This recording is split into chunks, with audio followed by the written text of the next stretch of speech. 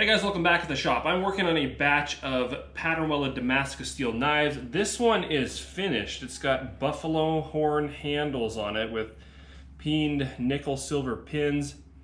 Pretty neat little knife, but you'll notice there's something missing here if you look closely. There's no logo. That's a bit of a problem. I purposely did not put a logo on here because this is something that I have cast about for a good solution to for some time, and I believe we might have found it.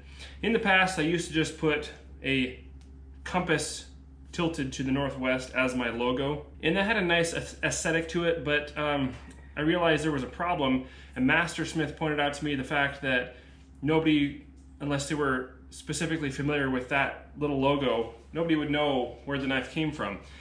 He apparently gets business from people that come to him with a knife that they like and a logo they can't decipher and ask if he knows who the maker is, and usually he doesn't, and a lot of times he ends up getting business from them. Taking his advice, I began putting Fire Creek Forge above that little compass logo.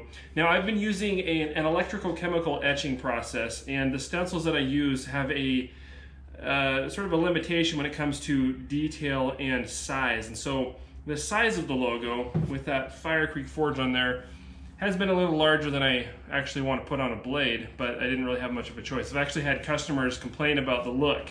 Most people are fine with it, but you know, it could be better. So I was casting about for a laser to put a nice, crisp, small but clear logo onto my blades. I've seen some other guys using the LaserPecker, and I was looking at the different models and the options they had, and it looked like a machine that would probably do what I needed it to do and probably be one of the best options out there, you know, within a reasonable price range.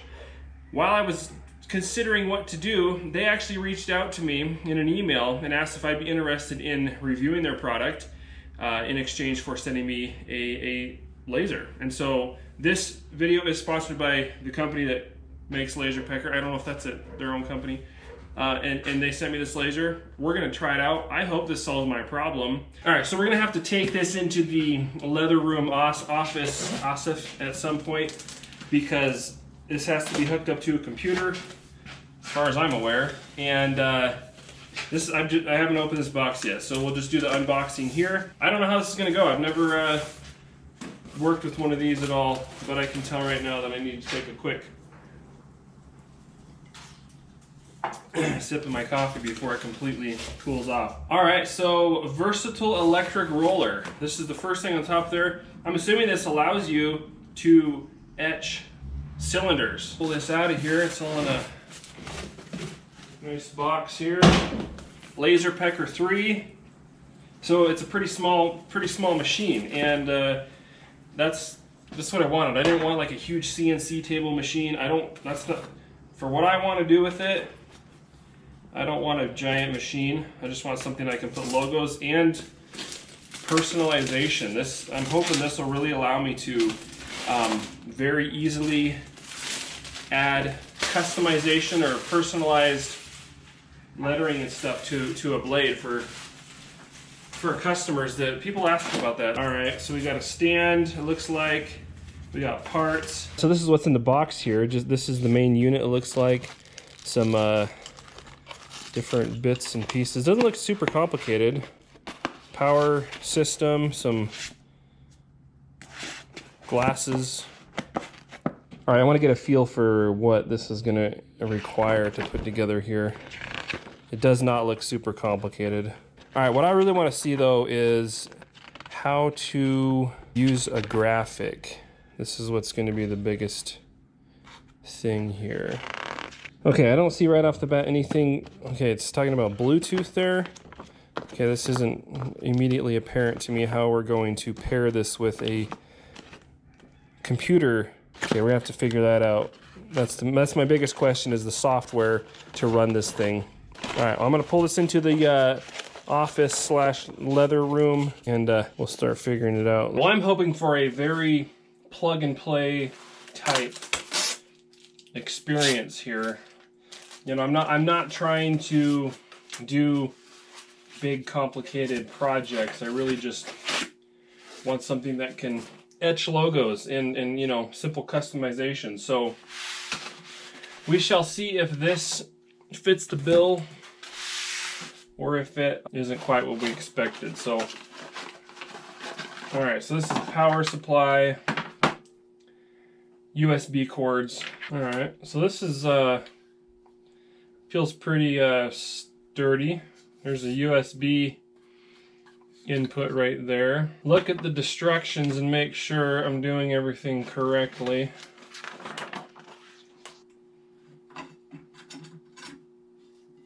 All right, anodized aluminum, I guess. Pretty slick. Okay, so this is the this is where it all happens here, eh? I don't think you can like put it together wrong. The instructions are pretty minimal.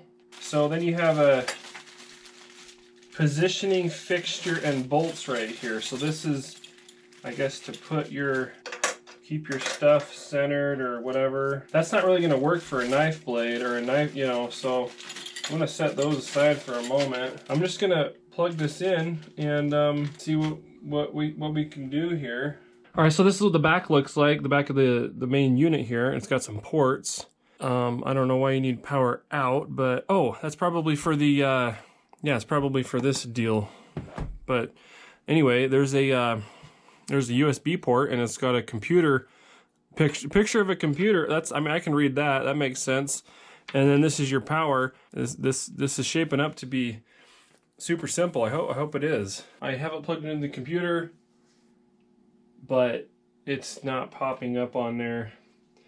So let me turn the Bluetooth. I got the Bluetooth on my phone here. We'll see if that results in a connection.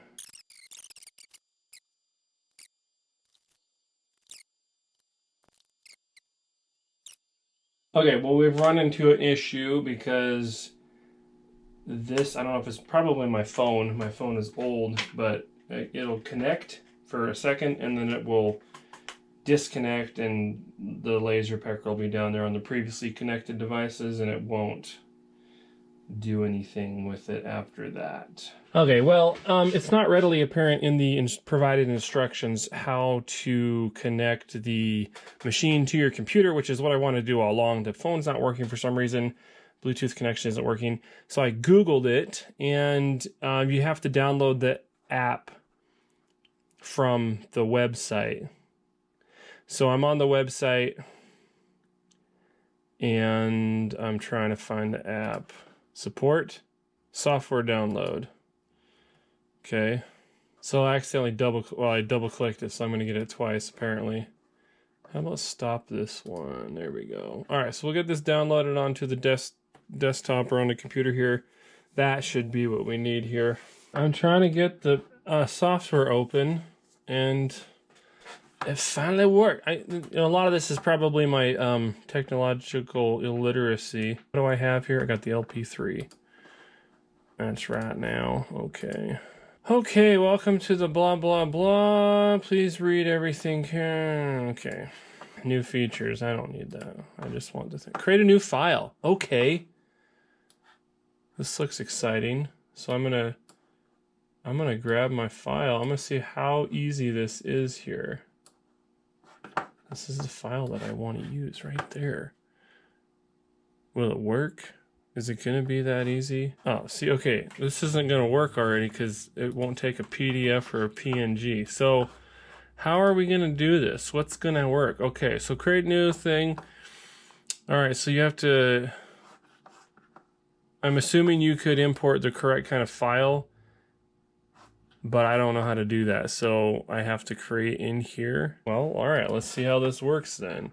What can I do? Fire Creek Forge. All right, I want to, okay, curve it. All right, so that's great. This is a new design software, so we have to work with the new design software. Okay, that's great. I'm seeing some components that I'm used to seeing in other design software. So what I want to do is put my compass right in the middle there, which does not, I don't know how to do that on here. Material, what material? Okay. Well, let's type in compass. not so much. All right, so this is going to use a specific kind of image, obviously, which I don't know how to do that yet, but we've got a basic logo here in their design software, which is pretty intuitive. I mean, it's nothing crazy. It looks pretty decent. Now I'm trying to figure out how to connect this machine. Boom, there it is. Okay. All right. So we've got in preview here. Okay, so I need to adjust over here. So you're going to center everything up here. Makes sense. Okay. Ooh, we are getting close. Do you remember that blade right there? This was the ball chain Damascus that had too many inclusions, and so we snapped it in half. It says laser engraving check, engraving mode slab mode, blah, blah, blah. Frequency 1, power 100, depth 3. All right, I don't know what any of those really mean. I don't know if we need more or less. We're just gonna hit confirm, and we're gonna start engraving. I think. Hold on. I think I'm supposed to like set the height here. Hold on a second. Okay, the instructions do say that the height should be 130 millimeters, which is like what, 13 centimeters. So we're gonna need to move this down a little bit. Okay, so I think I figured something out. We need this second cord to power the stand that goes up and down. So we're gonna plug that into the back. Ah, now we have some power to this tower, and it will actually, it'll work. Okay, so just zip this on down here. Okay, that's about 130 millimeters, give or take 5-ish. So, I've got this little target button up top here, and if I push that, I'm assuming that tells us where we're gonna be engraving. So I'm gonna go ahead and click on laser engraving here again. It is lasering. It's just way too big. Look at that. Smell something coming off of there. It smells like steel or something, hot steel maybe. Or ozone or something. How cool is that though? Look at that. So I'm gonna need some better depth on there. That's for sure. We gotta fiddle with this and make it work just how we need it. Okay, so I've got the text smallerized, which is a technical term. Over here on this sidebar, you can adjust the passes, the power, and the depth. So I just cranked everything up to the highest amount, because I want to see how deep it'll actually do this. And I want a nice deep engraving. So let's just turn it all the way up and see what happens. Okay, I'm really excited to see how, like, I want to be able to feel it with my fingernail and see how deep it really is there. Doing it this small, that's a good test, because I could never get anything this small with this kind of clarity with my electrochemical etching methods. Now it does have a little counter or whatever, tells you what pass it's on and how much, what percentage of that particular pass is finished. Okay, so it's, you can feel it. So the LP3 does not engrave wood. I don't know anything about lasers, obviously, and the type of laser or frequency or whatever required to engrave wood is different. And the reason I wanted this one is because it could, in fact, engrave metal. Let's move on here, just for fun and games. They sent these little credit card sized bits of, I think they're some kind of metal that's coated. And I want to make a groovy thing here. Oops. No, don't do that. Okay, so I'm sure there's a better way to do it, but I'm messing around with the software. I can't use these PNG files on here, and I don't have a way to convert them to like SVG, but there is just a photo. I can pull that into here. This is just a photo of a knife that I made recently, and you can do different effects on it and stuff. And so, and there's some editing capabilities here, obviously. So I'm literally just taking a photo of a knife. It allowed me to import it into the software here. And and now I'm doing some editing on it. Okay, so while I have it in the preview mode, and it's showing me this rectangle of where it's going to etch, I'm able to move the graphic around on the screen in the software, and it moves the target, so I can see in real time where it's going to actually be. Okay, so obviously you're going to get some pretty striking results on a piece of material like this, where it's going to laser through the coating and really pop. So I'm excited to see what it does on these Damascus pattern welded steel blades.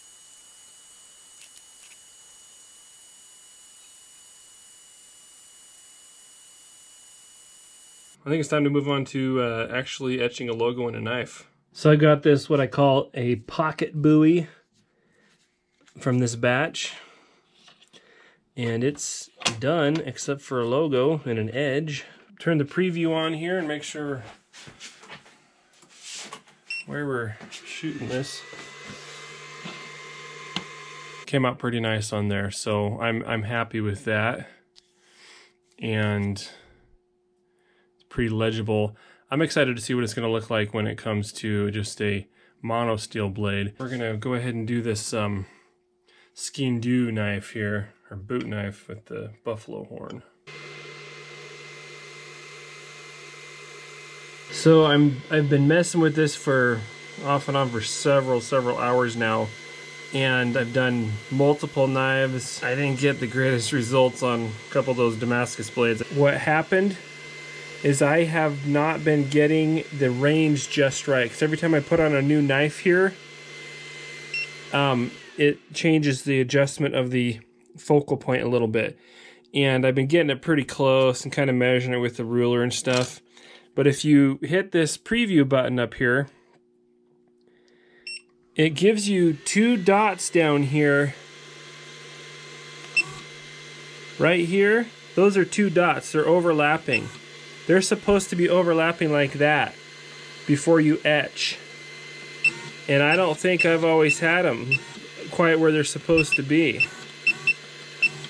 So if you move your machine up and down to where they're a single dot, that's perfect. That's really close right there. That's where you want to be. And I think that made all the difference in the world, because I'm sad to say that I did not get that kind of result on the other ones that I've etched, and you can barely see it on here, and it came out really good on this one.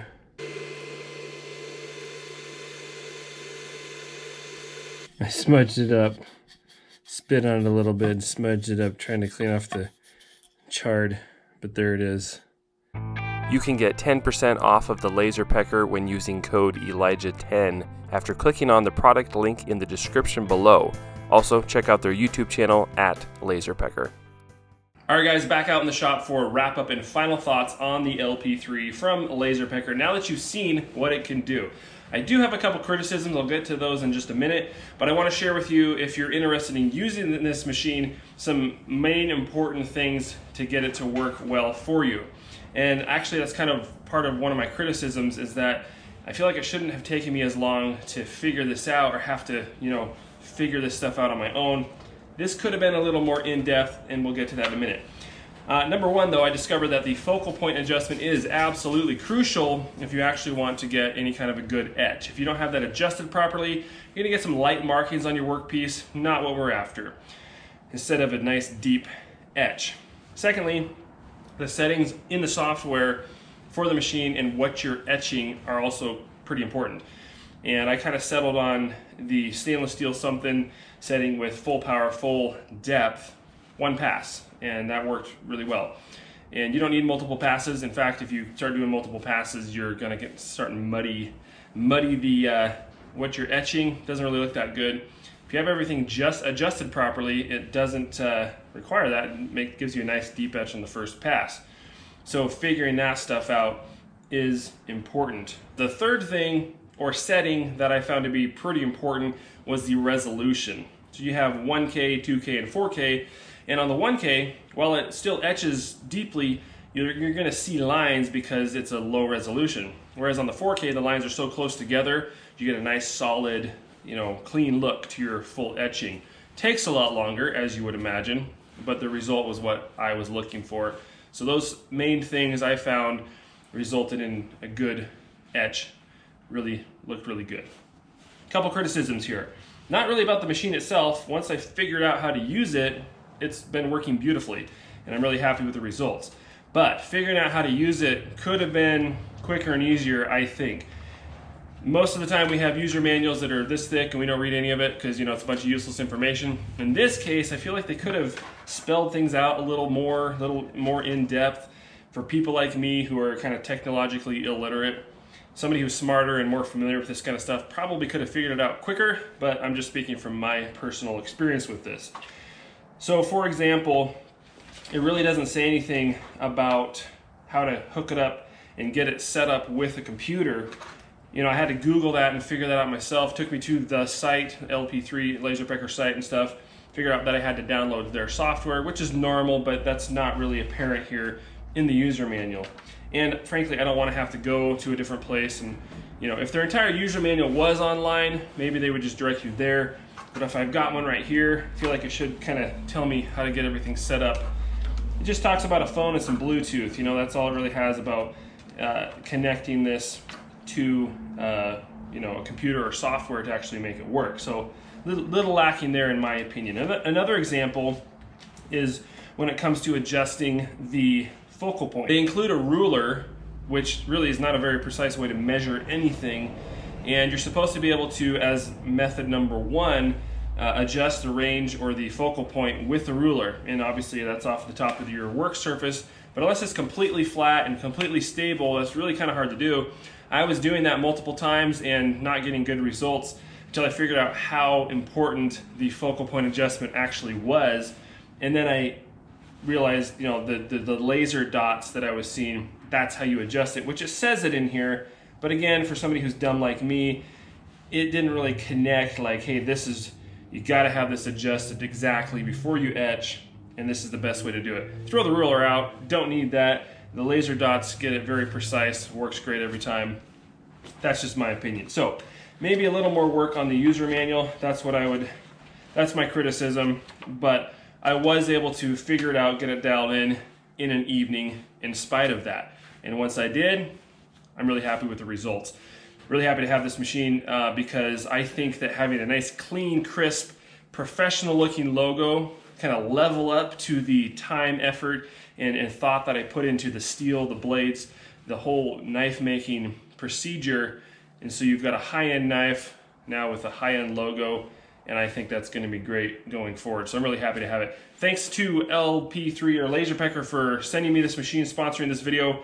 Really appreciate it. So I guess that comes down to the last little thing. Would I purchase this machine? Like I mentioned earlier, I was shopping around before they contacted me, and this was the machine that I was looking at as the best option for what I want to do in my shop. And the answer is yes, I would purchase this machine if they hadn't sent me one. I came to that conclusion pretty much on my own before they ever contacted me. Now that I've been able to use the machine, I can say that was a good choice. Like I say, overall, no complaints with the machine itself. Works great, really happy to have it. So hopefully this video was helpful to you guys, and we will see you on the next one.